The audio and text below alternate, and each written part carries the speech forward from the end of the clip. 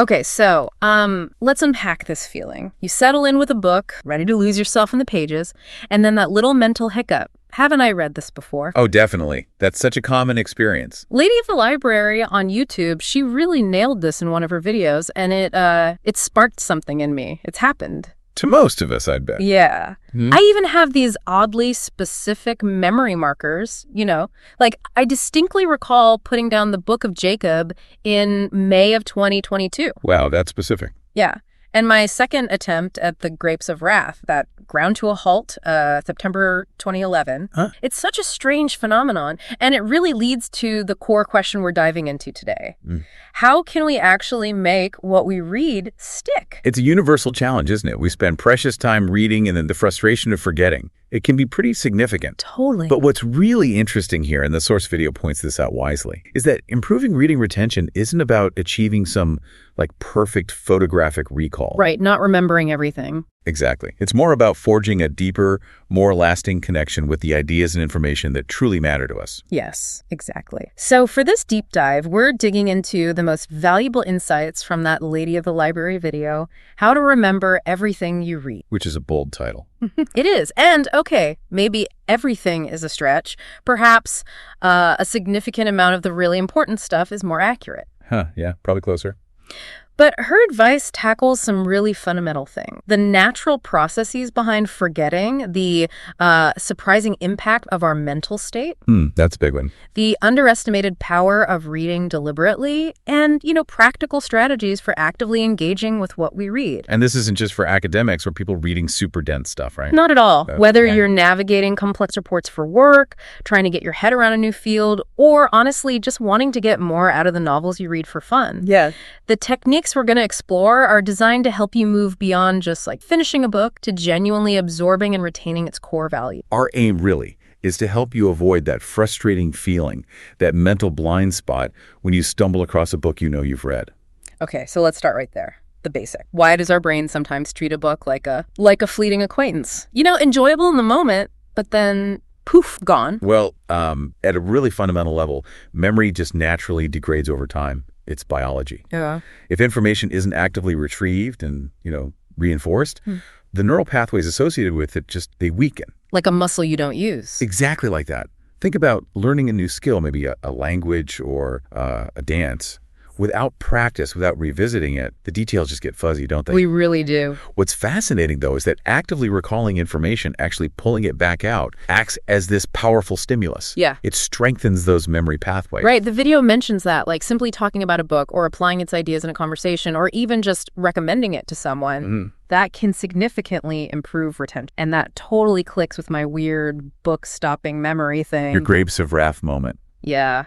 I've told that story so many times over the years, those specific details. September 2011, second attempt, they feel practically hardwired in. It's like the act of sharing the story reinforces those particular bits. Precisely. And it kind of underscores that our brains actually hold a remarkable amount of information, just maybe in a sort of latent state. That's how the video describes it. In state. Okay. Yeah, like that long-forgotten high school Latin that sometimes just pops out unexpectedly. The information is there, just not always, immediately accessible. Until you get the right cue. Exactly. The right trigger can bring it right back to the forefront. Okay. Well, that's almost reassuring to know it's not entirely lost. Right. And the video makes a really good point, too. Even just recognizing that you have read a book before, even if the details are super hazy, that's actually a positive sign. It means your memory functions are still, working.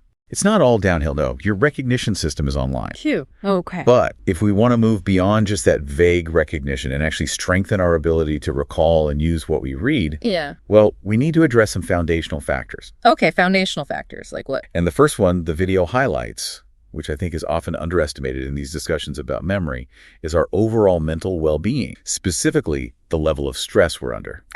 Okay. Here's where it gets really interesting for me.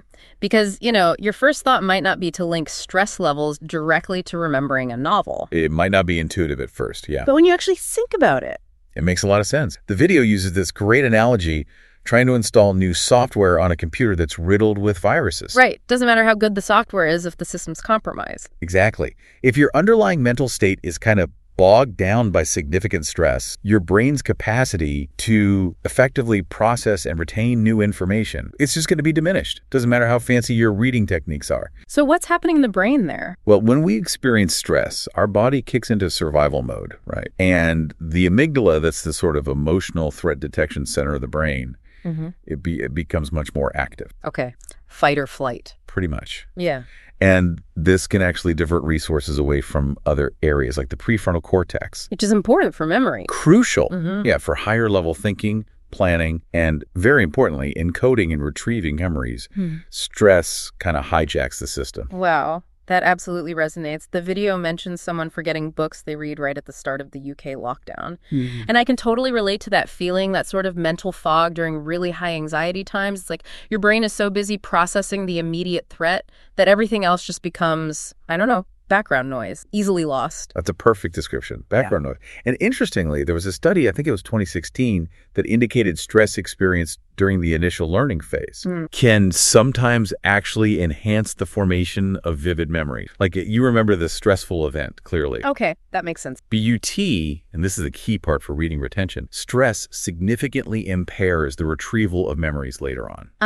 So you might technically have read it, processed the words. But actually accessing that information again later, especially if you're still stressed or even recalling the stressful context, that becomes much, much harder. You mentioned your PhD experience earlier. Oh, the PhD, don't get me started. My brain felt like it was constantly running on, like, fumes, emergency power only. This is familiar for PhDs. The chronic stress of that whole period, it definitely had a noticeable impact. I mean, on my ability to concentrate, to remember things, not just from books, but like across the board. And that makes physiological sense because prolonged chronic stress can actually lead to structural changes in the brain. Really? Like physical change? Potentially, yeah. It can strengthen the neural connections in the amygdala, making you more reactive to stress, while potentially weakening connections in the prefrontal cortex. Wow. So it literally rewires you for stress. In a way, yeah. It's a physiological shift that prioritizes those immediate emotional responses over the more thoughtful cognitive processing needed for things like deep reading and recall. Okay, so managing stress isn't just,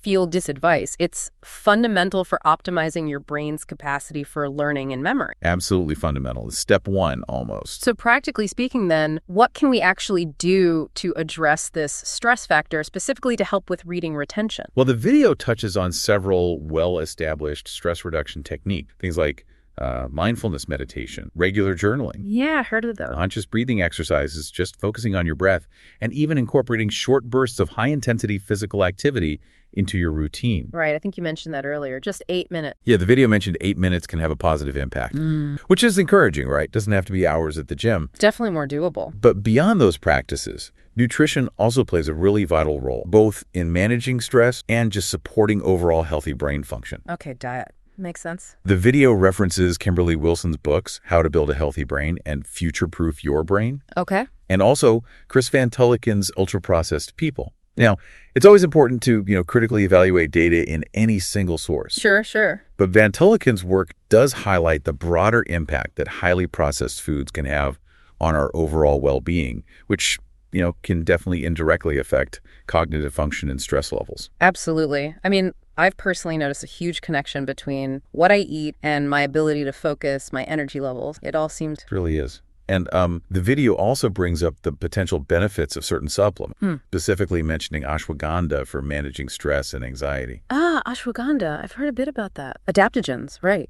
Exactly, adaptogens. And what's interesting is the growing body of research around them. Ashwagandha, for example, is believed to help the body sort of better adapt to and cope with various forms of stress. The video's sponsor, actually Magic Mind, includes ashwagandha in its formula. Okay. Along with some other interesting ingredients, things like cordyceps, cognizin citicoline, bacopa monnieri, and lion's mane, all basically chosen with the aim of supporting focus, mental clarity, and stress reduction. Interesting mix. And have you... Well, you mentioned you tried it. Yeah, I have actually. And I have to say, from my personal experience, since incorporating it, I really have noticed a tangible improvement. Like, in my ability to maintain focus during reading sessions. Oh, really? Yeah, and I genuinely feel like I'm retaining the information more effectively. It could be placebo, obviously, but... Well, the combination of ingredients is certainly aimed at those functions, so if it works for you. Yeah. Yeah, it feels like it is. Okay, so managing stress, absolutely crucial foundation. Got it. What's the next key element then for improving how much we remember from our reading? It's something that feels almost counterintuitive in our fast-paced world.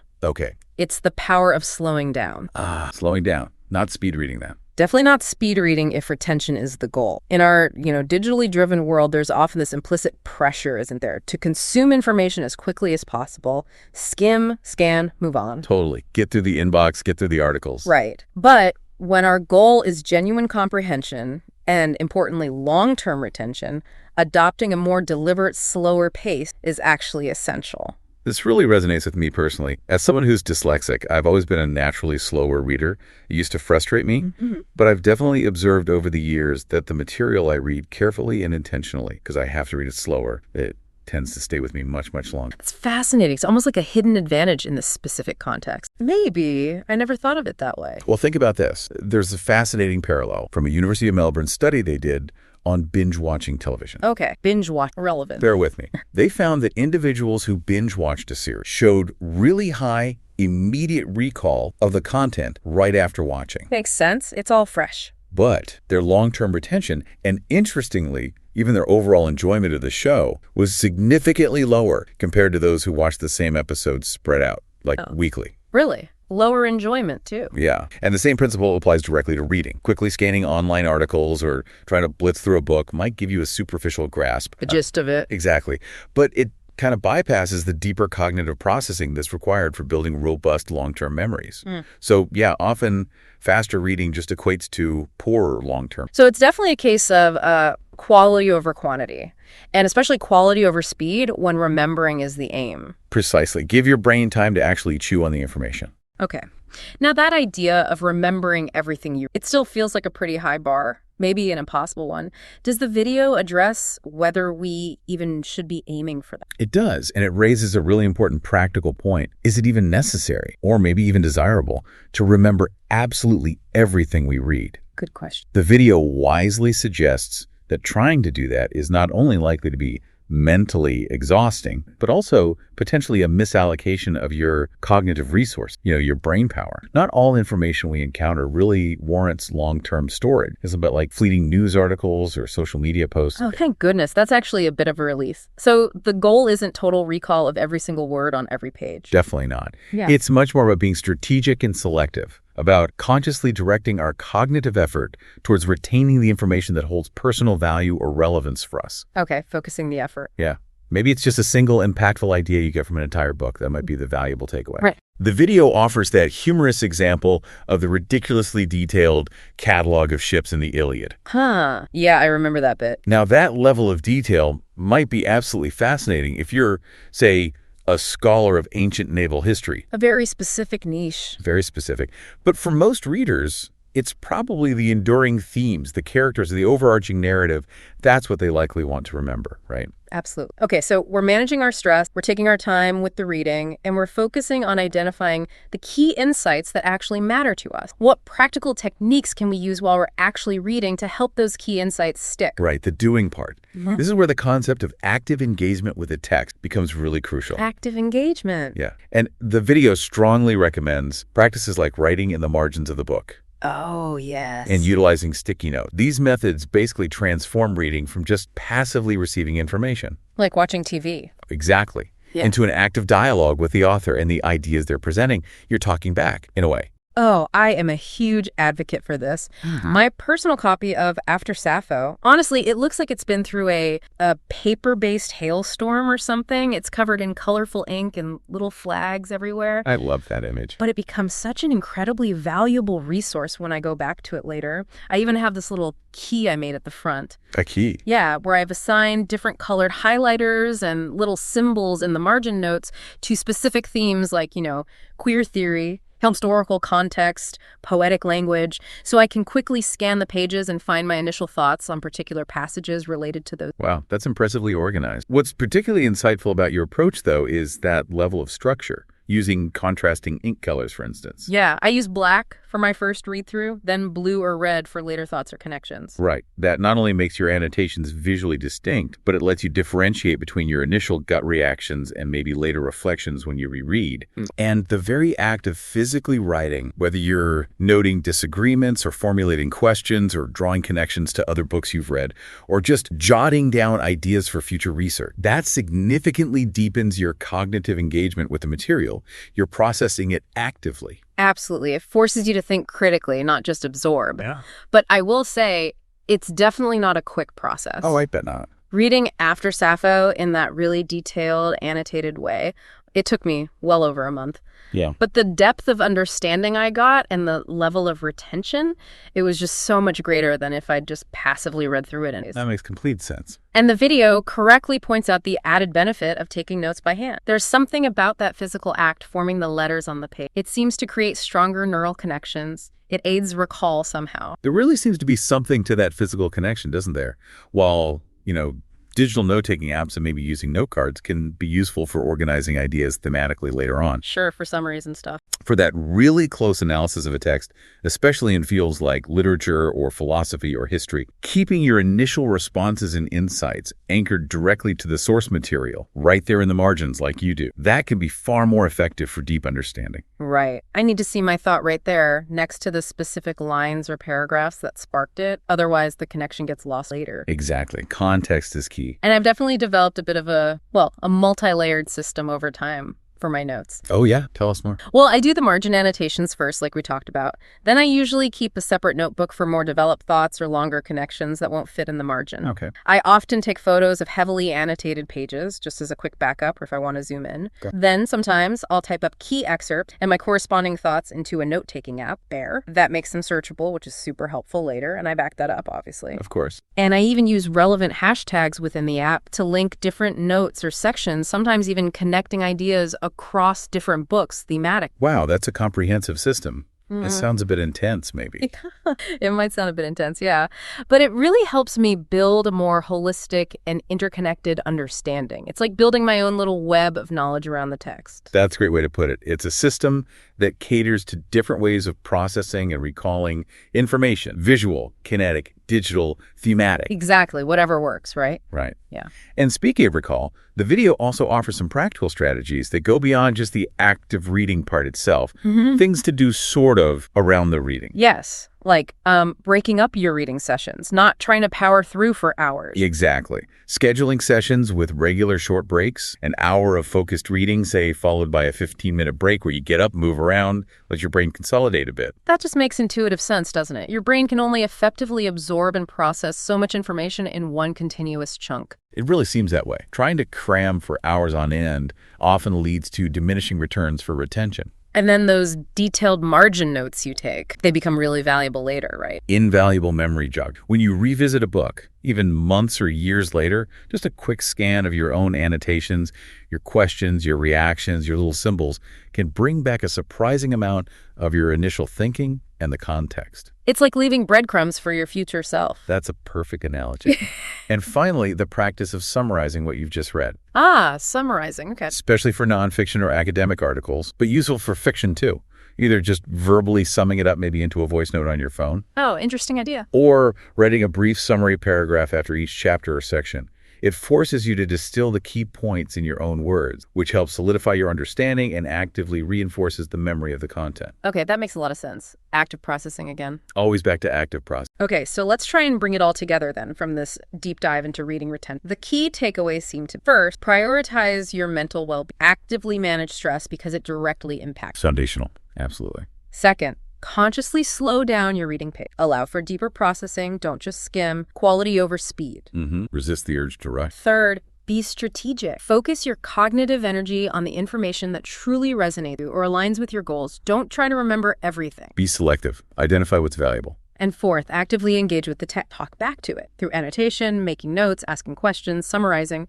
Make it a dialogue. Exactly. Transform from passive consumption to active participation. These all feel like really concrete, actionable strategies, things you can actually do. They really are. And they shift us from just being, passive consumers of words on a page to becoming active participants in our own learning process. Yeah. And ultimately, they help us address that fundamental question, not just what we read, but maybe more importantly, how we engage with it to make it meaningful and memorable. Okay, so here's a final thought then for you listening to mull over. Now that you have these tools, these insights, what single piece of information or maybe one key takeaway from whatever you're currently reading, what's the one thing you would most like to ensure you truly remember? Good question to ponder. Yeah. And thinking about that, what's the very first, maybe small step you'll take using one of these techniques to make that specific piece of information stick? Just consider how consciously applying even one of these ideas could start to transform your relationship with reading, moving from simply turning pages to actively cultivating a richer and much more lasting understanding of the world around you.